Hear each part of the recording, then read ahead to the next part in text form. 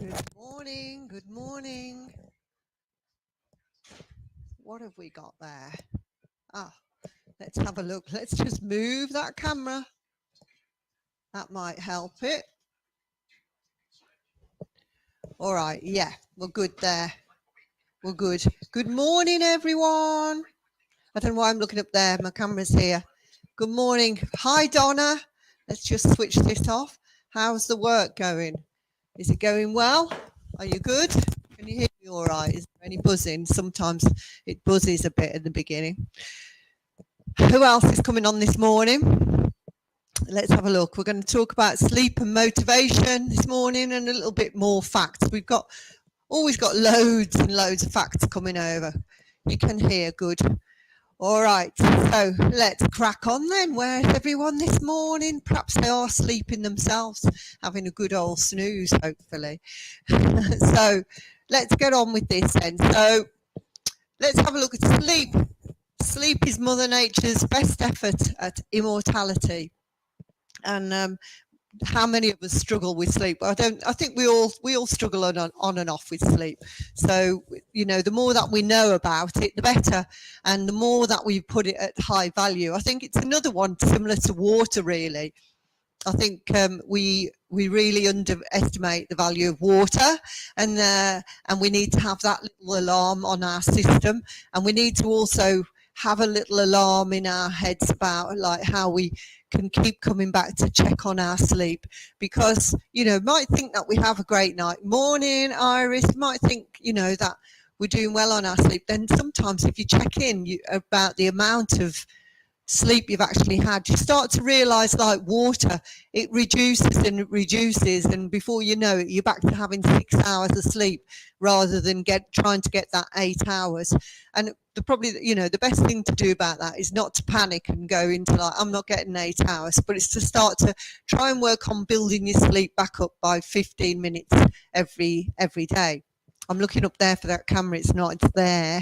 So we have to look at we have to remind ourselves about sleep every now and again. Morning, Jill. So going back to the old thing, I've just recapped the old thing of sleep. Let's see if more people come in. So like water, we're just reminding ourselves of the benefits of sleep, because we always need a little memory jog of water, and we need to keep working on those sleep, because like water, we start to reduce glasses of water, and like sleep, we reduce sleep hours.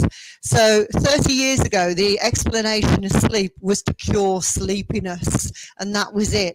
So it's no surprise that our generation, morning, Julia, that our generation struggle with sleep because we never put it as a priority. We were also more or less brought up with it as being sleeping cheating, sleeping's non-productive, it's a waste of time, lots of stuff like that that's quite embedded in our mind, you know, and also that, you know, we're a bit scorned on, you know, teenagers were always scorned on because they were sleeping all day, but the fact is that their body shifts during teenage years, and we shouldn't. And in fact, there's the teenagers are getting, there's only about 15% of teenagers get the right amount of sleep, and that's, you'd think that was surprising when you think they're in the room all the while and they're sleeping and you can't get them out of the bed, but it's not true.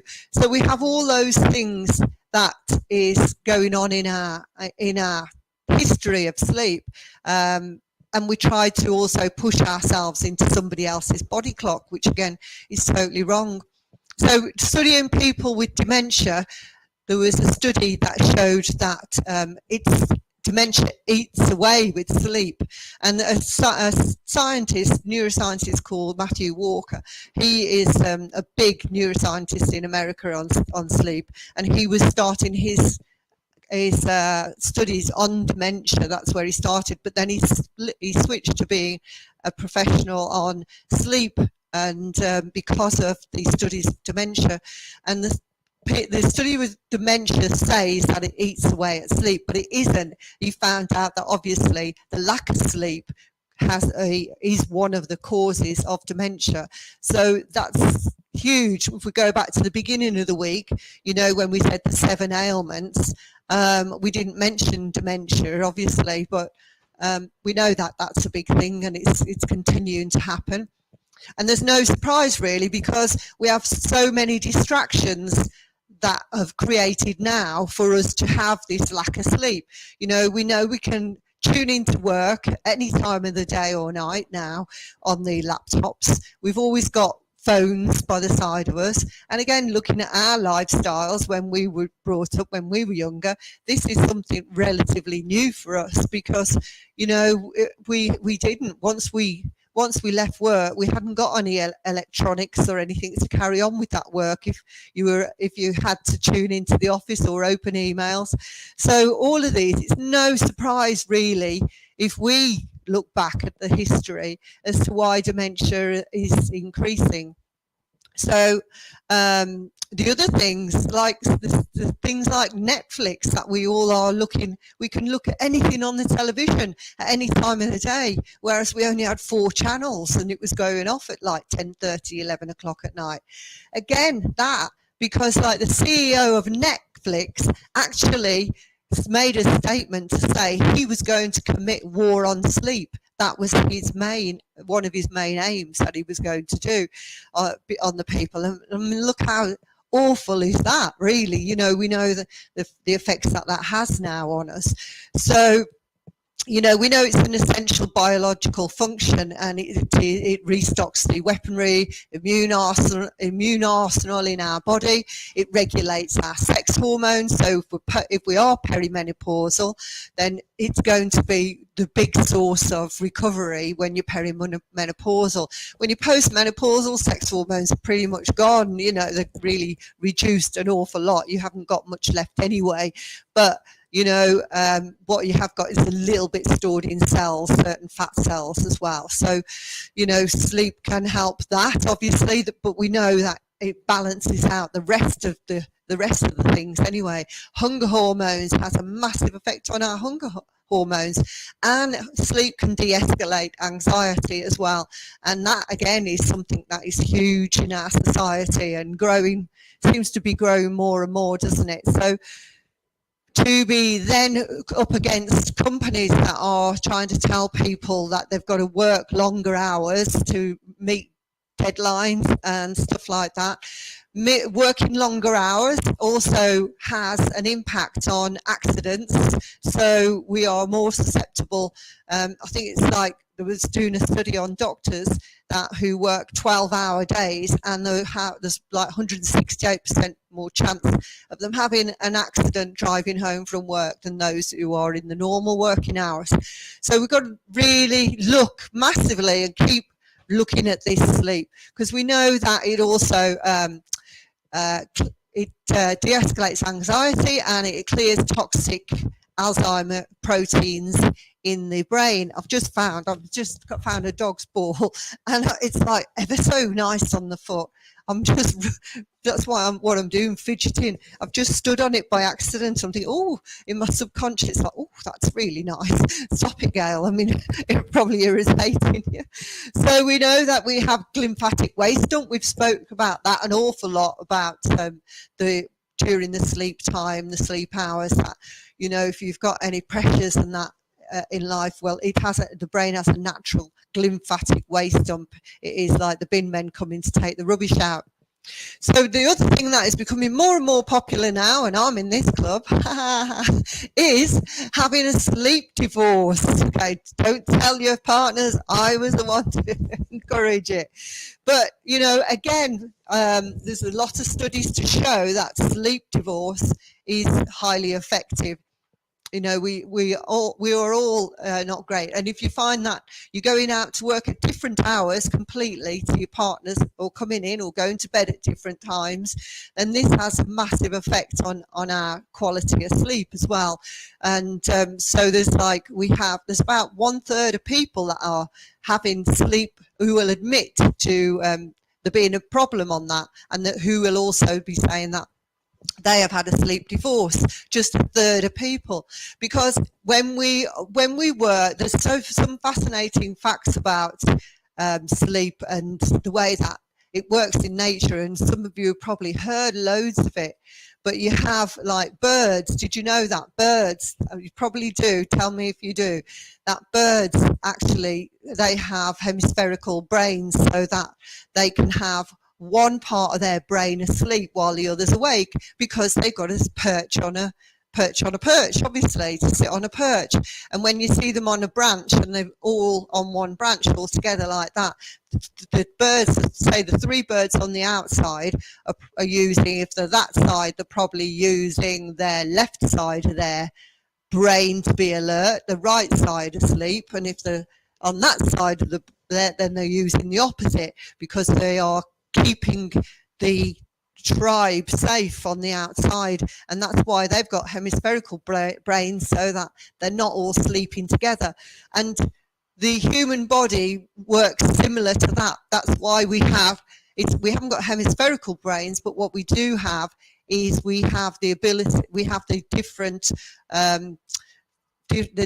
chronotype sleep things that go on in our brain. So we have different chronotypes, so that, you know, your partner might be much more a morning person, or you might be an evening person, a late night person.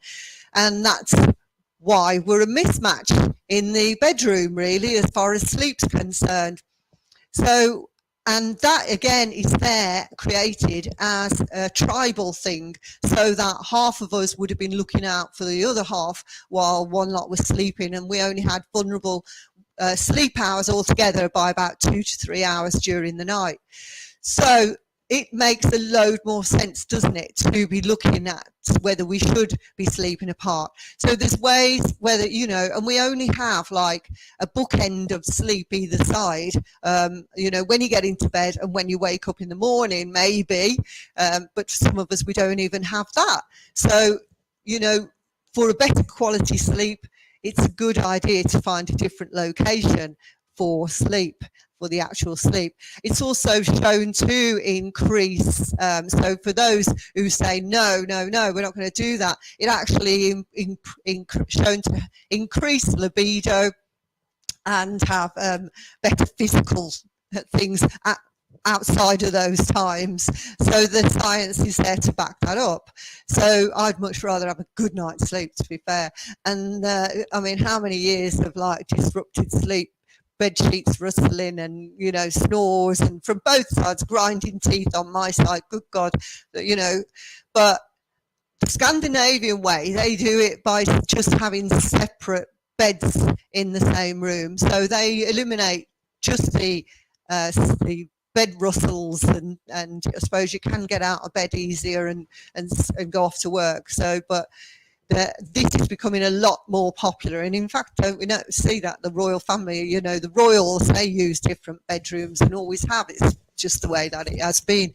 So maybe think about different beds. It's up to you. I know if Sophie's on this morning, she's already doing the treadmill and the desk. So poor Scotty will be like going like, what? And so we have to look as well that the awareness around sleep is still very, very little at the moment. We have a lot of awareness things in the government that are sending out government health campaigns. So we see, you know, obesity campaigns, alcohol campaigns, we see stop smoking, we've seen some menopause, we've seen everything, but we never see sleep campaigns. And we need to look more into sleep campaigns, because all of those have an effect on the above, basically. Sleep has a massive effect on all the above. It's really like the tide that keeps the boats bobbing, really, all in a line. So don't devaluate the sleep. Keep coming back to that. Don't panic about it.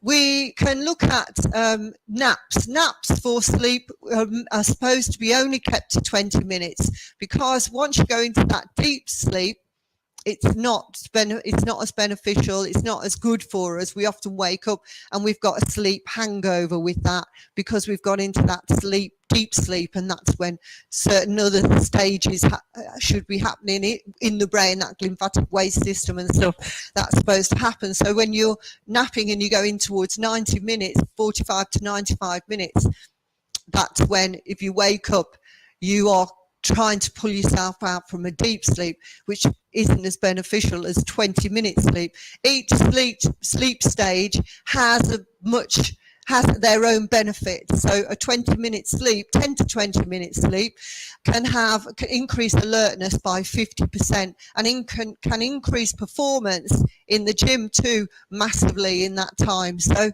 they are quite good to do. Instead of having a cup of coffee, maybe you need a nap. Have a look at it either way. So yeah, there's lots more, but I'm not going to go into it today. I'll keep it for another day, because it goes into the effects of caffeine on sleep and stuff like that, and whether we should or whether we shouldn't, and whether we should and whether we should nap. So you keep your naps in the earlier part of the day, not later, because it's like snacking before you're going to have your main meal. If you're doing it in the after, say, midday, after 1 o'clock in the afternoon. 1 o'clock is usually about the latest time to stop napping, really. And that won't affect your sleep. Later than that, and you're going to affect the adenosine, which is the adenosine receptors in the brain. That is like your sleep bank that is being built up over the course of the day. So once you've done that, you are starting to cease getting the adenosine increase in your brain. That is that is creating the better sleep. So I hope this helps and highlights more. Decaf for 8 days, sleep better. No, it's not. If I go on to that a bit, it's not a coincidence, because adenosine, this sleep bank, if you look at the ene on the end, caffeine, adenosine, it pulls on adenosine apparently to interrupt your sleep. So it's not a coincidence, but I've always said, keep your caffeine before midday. But did you know that a cup of caffeine at midday can still affect you? I think it was 8 to 9 hours later. It's as if you have 1/4 cup of caffeine before you go to bed. If you've had that caffeine at midday, you went to bed at 9 o'clock at night, and you've had a 1/4 cup of coffee before you go to bed. That is the equivalent of what you're doing with caffeine. But they're saying that coffee is a different thing to caffeine. So that's maybe where the confusion is starting to come with whether coffee is good or caffeine is good. They are different. So we'll go into that a little bit more, which might be interesting for us. Well done, guys. Anyway, so keep all these in check. Keep looking at it. Don't panic about sleep. It'll come. You just work on it like the drink, like the water. 15 minutes extra. Work on getting 15 minutes extra a night. All right. Have a good afternoon.